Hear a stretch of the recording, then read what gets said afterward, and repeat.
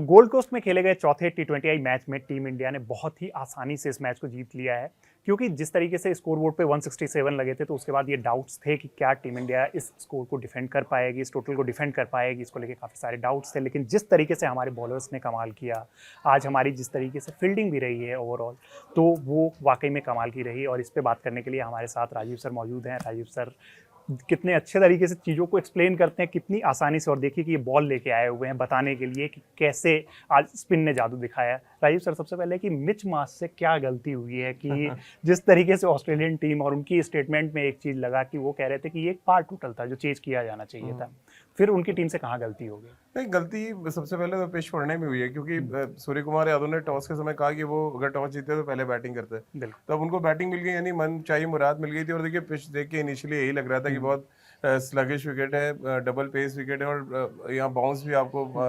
दो तरीके का दिखेगा, कभी बॉल स्टीप बाउंस करेगा, कभी थोड़ा नीचे रहेगा।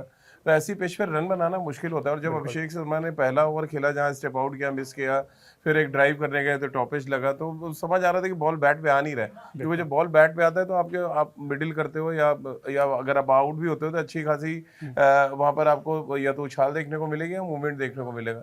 ऐसा कुछ था नहीं उस पिच पे।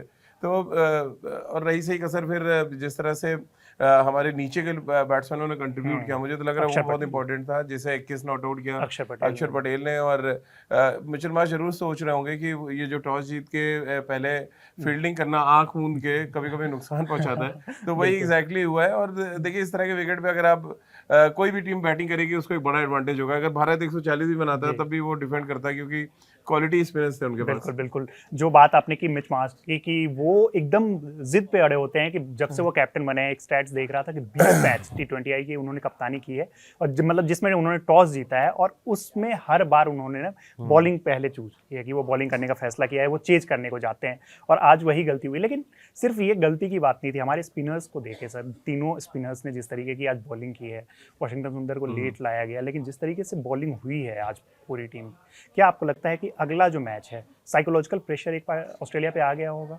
नहीं, प्रेशर तो आ ही जाता है कि जब आप खासतौर से स्पिन को हैंडल ना कर पाए। अब अगर आप डिस्मिसल्स देखेंगे ऑस्ट्रेलियन बैट्समैनों का, वो हाथ से बॉल रीड ही नहीं कर रहे थे। या आप स्पिन खेलने का दो ही तरीका है, या तो आप हवा में पकड़े बॉल, और अगर पिच पे पड़ने दे रहे हैं तो फिर आपका फुटवर्क इतना अच्छा होना चाहिए कि आप जो स्पिन है उसको आप काउंटर कर सकें। लेकिन दोनों ही चीज़ नहीं हो रही थी। वो देखिए ऑस्ट्रेलिया हो या न्यूजीलैंड है या साउथ अफ्रीका, बहुत हैवीली डिपेंड होते हैं स्वीप शॉट पे। अगर आप उनके स्वीप शॉट को ब्लॉक कर देंगे तो फिर वो उनके लिए परेशानी बढ़ जाती है, क्योंकि वो या तो रिवर्स स्वीप खेलेंगे या जो आपका जो कन्वेंशनल एक स्वीप होता है वो खेलेंगे आप। तो ये एक प्रॉब्लम थी। और अगर आप सिलसिलेवार तरीके से देखें, अक्षर पटेल ने जिस तरह से इनिशियली 2 विकेट ली हैं, देखिए जो स्पिनर के हाथ से जब बॉल छूटता है तो आप सीम देखते हैं कि सीम कैसे जा रहा है। और हमारे जो अक्षर पटेल की बात कर लें या वाशिंगटन सुंदर बॉल करें, वो अंडर कट करते हैं, यानी स्पिन नहीं करते हैं। अगर आप मैं क्योंकि being a left arm spinner मुझे बता सकता हूँ कि जब आप ऊपर से बॉल रिलीज करते हैं तब टर्न होने के चांस ज्यादा होते हैं, यानी जब आप बॉल सीम पे गिराते हैं।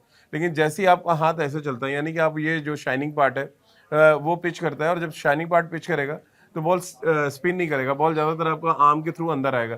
यानी कि अगर मैं लेफ्ट आर्म स्पिनर और मैं बार बार अंडर कट कर रहा हूँ बॉल, तो बॉल अंदर की तरफ आएगा। सेम वैसे वाशिंगटन सुंदर के लिए, वाशिंगटन सुंदर अगर राइट आर्म स्पिनर है और सीम पे ना करके वो अंडर कट कर रहे हैं तो उनका बॉल बाहर की तरफ जाएगा। तो अगर आप वाशिंगटन अक्षर पटेल का दोनों डिस्मिसल देखें, जॉश इंग्लिश का और जिस तरह से उन्होंने मैथ्यू शॉट को आउट किया, तो दोनों बॉलें अंदर आई है उनकी, ऐसा नहीं कि टर्न हुआ है बॉल। तो एक ऐसे ट्रैक पे ये भी एक आर्ट है कि टर्निंग ट्रैक है, स्पिनर्स को मदद मिल रही है, वहां पे भी बॉल आप अंदर ला रहे हैं, और सीधी बॉलें बहुत डेंजरस हो जाती है इस विकेट पे। तो एग्जैक्टली वही काम अक्षर पटेल ने किया। और देखिए सिर्फ 8 गेंदें फेंकी है वाशिंगटन सुंदर ने, 8 गेंदों में 3 विकेट ले गए। तो वो तीनों विकेट अगर आप उसका भी एनालिसिस करिएगा तो वो अंडर कट कर रहे थे, यानी वो स्पिन करने की कोशिश नहीं कर रहे थे। और एक बड़ा अच्छा भी मैं शिवम दुबे का स्टेटमेंट सुन रहा था, उन्होंने कहा कि इतना बड़ी बाउंड्रीज थी कि हमारे स्पिनर्स को खुल के गेंदबाजी करने का मौका मिला।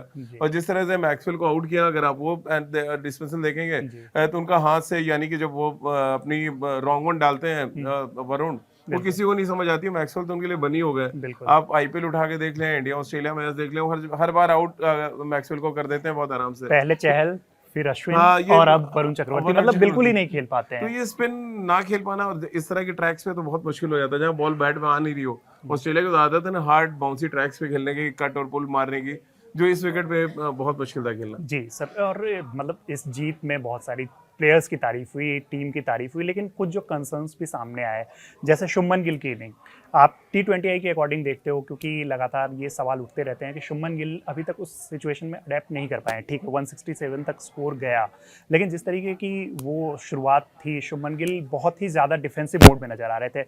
वो प्रेशर दिख रहा था जब तक वो बैटिंग कर रहे थे कि कहीं मैं आउट ना हो जाऊं। अगर लास्ट में वो 6 ना देखें तो एक टाइम पे वो 35 बॉल पे 37 रन बना के खेल रहे थे। तो क्या आपको लग रहा था कि वो पिच के कारण उन्होंने ऐसी बैटिंग की है, या फिर शुभमन गिल बहुत ज्यादा प्रेशर में आपको नजर आ रहा देखिए, है? मुझे लग रहा है एशिया कप से ही वो स्ट्रगल कर रहे हैं, व्हाइट बॉल क्रिकेट में ही स्ट्रगल कर रहे हैं। आप ऑस्ट्रेलिया में देखिए ना, 7वीं इनिंग है, एक भी 50 नहीं उनका अभी नहीं, तक। बिल्कुल। 3 वनडे मैचेस खेले उन्होंने, ये 4 T20 मैचेस हो गए। तो एक तो ये जब आप व्हाइट बॉल में रन नहीं बनाते तो प्रेशर होता है। लेकिन मैं सिर्फ एक इनिंग का एनालिसिस नहीं करूंगा यहाँ पे, मैं ओवरऑल देख रहा हूँ व्हाइट बॉल क्रिकेट में एक ब्लॉकेज सा है उनके जहन में कि वो अपने शॉट्स को खेलें या ना खेलें। आज की पिच में तो उनकी इनिंग बहुत अच्छी थी, लेकिन आप ओवरऑल T20 का एनालिसिस करेंगे तो देन वो स्ट्राइक रेट बहुत आपको पेन पहुंचाता है, क्योंकि आज के दौर में T20 फॉर्मेट में आप 117 120 के स्ट्राइक रेट से बैटिंग नहीं कर सकते। वो जमाने लग गए कि 180 और 170 पे आप मैच जीते थे। अब आपको 200 प्लस चाहिए अगर आप पहले बैटिंग कर रहे हैं। वो तो ट्रैक तो बाद में दिखा हमने कि बिल्कुल, ट्रैक ऐसा है, बट बिल्कुल, अप्रोच तो यही होना चाहिए था। बिल्कुल। हाँ, विकेट्स गिरे, उसके बाद उन्होंने अपने आप को शेल में डाल लिया, वो अलग चीज है। बट ओवरऑल इस मैच में ठीक ठाक बल्लेबाजी थी, लेकिन ओवरऑल अभी भी उनको बहुत काम करना पड़ेगा T20 में, नहीं तो संजू को उनको वापस लाना पड़ेगा और वर्ल्ड कप की स्कीम ऑफ थिंग्स में बहुत बदलाव करने पड़ेंगे, क्योंकि शुभमन अगर व्हाइट बॉल क्रिकेट में ऐसे ही स्ट्रगल करते रहेंगे देन परेशानी है शुभमन गिल के बिल्कुल, लिए। तो आपने मतलब सर जो टेम्परामेंट और उसकी बात की, तो यशस्वी भी हमारे पास मौजूद है हाँ, एज एन इसीलिए मैं कह ओपनर। रहा हूँ कि ओपनर्स की उनको तो भी एक बड़ी नहीं, हमारे फौज पास हमारे बहुत पास सारे बैठी हुई है। जी। उसमें अब एक और चीज़ जो सब देखने को मिली है कि जिस तरीके से हमारे कैप्टन सूर्य कुमार यादव, आज हमारे टॉप 4 चारों बैटर्स को स्टार्ट मिला, लेकिन उस स्टार्ट को वो बड़ी इनिंग में कोई भी कन्वर्ट नहीं कर पाया। जैसे सूर्य कुमार यादव ने आज 2 सिक्सेस जो लगा कि आज वो अच्छे टच में है, अच्छे फॉर्म में है, लेकिन सूर्य कुमार के साथ भी तो ये दिक्कत आ रही है कि वो स्टार्ट ले रहे हैं, लेकिन वो उसको बड़ी पारी में कन्वर्ट नहीं कर पा रहे हैं, और वो भी लगातार। जब आप एक कैप्टन हो और अगले साल वर्ल्ड कप आप देख रहे हो नेक्स्ट ईयर, तो फिर आपके लिए तो ये एक चीज़ होती है ना कि आपको प्रिपरेशन उस तरीके से रखनी है। तो आपको क्या लग रहा है कि सूर्य कुमार यादव का भी फॉर्म में आना जरूरी है, या फिर हो सकता है कि आप देख रहे हैं कि कहीं वर्ल्ड कप से पहले इनका पत्ता तो नहीं कट जाएगा? नहीं नहीं, पत्ता तो खैर नहीं कटेगा, आपके T20 के one of the best batsman है, बट हाँ, फॉर्म में आना बहुत ज़रूरी है और एशिया कप से लगातार स्ट्रगल कर रहे हैं। और क्योंकि जिस तरह से वो इनिंग्स को चलाते हैं वही बड़ा इंपॉर्टेंट है, क्योंकि जब जब सूर्य कुमार आउट हो रहे हैं फिर बैटिंग कोलैप्स ही हो रही है। एशिया कप में भी हमने देखा, और अभिषेक शर्मा का इतना हाई क्लास परफॉर्मेंस था कि बाकी बल्लेबाजों की जो असफलता है वो छुप गई थी छुप एशिया कप गई में। थी, बिल्कुल। और यहाँ पर भी यही हो रहा है कि अभिषेक शर्मा इतना ज़्यादा चर्चा में है कि बाकी बैट्समैनों की बात नहीं हो रही। बिल्कुल। बट एक्चुअली अगर आप देखें तो अभिषेक शर्मा का जो कंट्रीब्यूशन अगर आप हटा दें पिछले 10-12 मैचेस में, या उससे पहले मैचेस में जाएं, तो संजू सैमसन का कंट्रीब्यूशन हटा दें, तो हम थोड़ा सा परेशानी में हैं, और बैटिंग निश्चित रूप से एक कंसर्न हमारी होती जा रही है। हम जो मैचेस जीत रहे हैं, या अभिषेक शर्मा जिता रहे हैं या हमारे बॉलर्स जिता रहे बॉलर्स हैं, जिता तो रहे हैं। बीच की जो कड़ी है वो मिसिंग है। और जब आपको वर्ल्ड कप जैसे टूर्नामेंट में जाना है तो फिर आपको ऑल डिपार्टमेंट टिक करके ही जाना पड़ेगा, और वो आप बायलैटरल सीरीज में ही कर सकते हैं। बिल्कुल, ये एक आखिरी सवाल जो सर है कि जो टूर्नामेंट मतलब अब आखिरी मैच होने वाला है, क्या हम लोग टीम कॉम्बिनेशन सेम देखेंगे? क्योंकि बीच में बदलाव हुए, लेकिन आज सेम टीम के साथ उतरी है, तो क्या आपको लगता है कि कुछ चेंजेस जरूरी हैं, या फिर सेम टीम के साथ जाया जाए? देखिए, अगर मैं टीम मैनेजमेंट में, मैं एक चांस संजू सैमसन को एज अ ओपनर खिलाऊंगा, मैं As an- शुभमन गिल को यहाँ पर रेस दे दूंगा।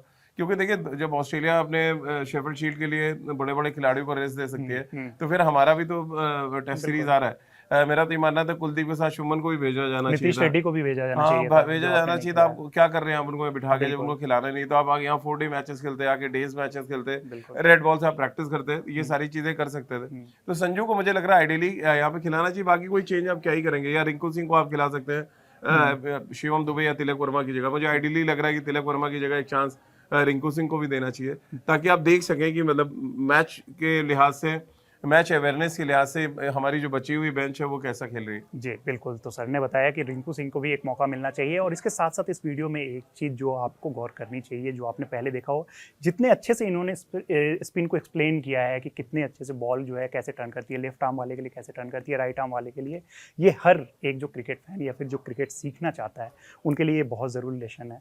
तो आप ज़रूर इस वीडियो को देखें, इस वीडियो पे कमेंट करें, और सर ने जिस तरीके से बताया है, उसके बारे में भी हमें बताएं कि ये आपके लिए कितना अच्छा रहा, कितनी चीज़ें आपको सीखने को मिली।